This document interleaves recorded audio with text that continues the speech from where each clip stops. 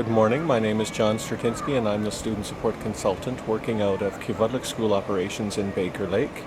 And what that means is that I consult 12 schools in the Iqaluit region with regards to inclusive schooling as well as PATH, because we've used PATH quite a bit in the past 14 years since I've learned it. Several years ago we used PATH to help a child who was transitioning from high school into adulthood. And what we did was we did gather the child's school team as well as the child's caregivers in the group home that he was working in, as well as the child's caregivers in the adult group home where he was going to work.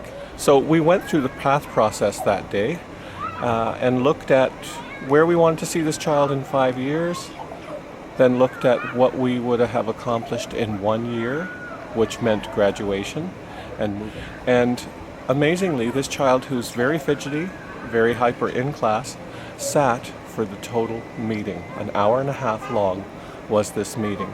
And I think part of it was because we were looking at strengths, and I think any child, even fidgety or not, sits to listen for that. By the way, this child is nonverbal. He does not talk. So it was even double interesting to actually watch him take in the information.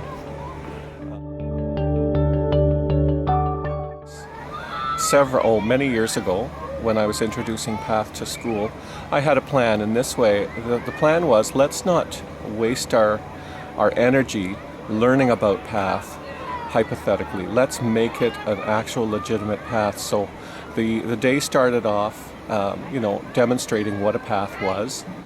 But also, I should mention, there were not just educators, there were parents in this in-service.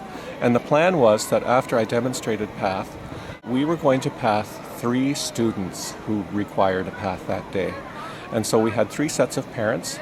Each set of parents went with a different group of teachers that were very involved with that child's schooling. From there, we went through the PATH process with these parents.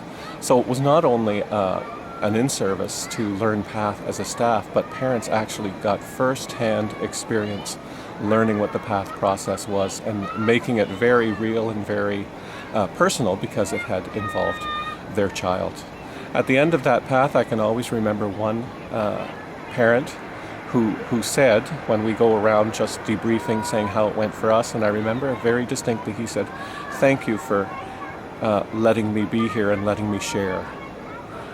I should say, the PATH didn't end at lunchtime. People went home at lunch and came back, and I can remember in my group especially, teachers said, "John, I couldn't even eat lunch. I had so many ideas that I was thinking about for PATH." And interestingly enough, the parents came back too to continue the PATH process for their child. It was a bilingual PATH, Inuktitut and English, because the parents were unilingual Inuk in my group. And I think one of the successes in this experience was that parents were part of the team and felt equal with the staff. They were working together for their child. There wasn't a different feeling of, I'm a teacher, you're a parent, we're all in this together.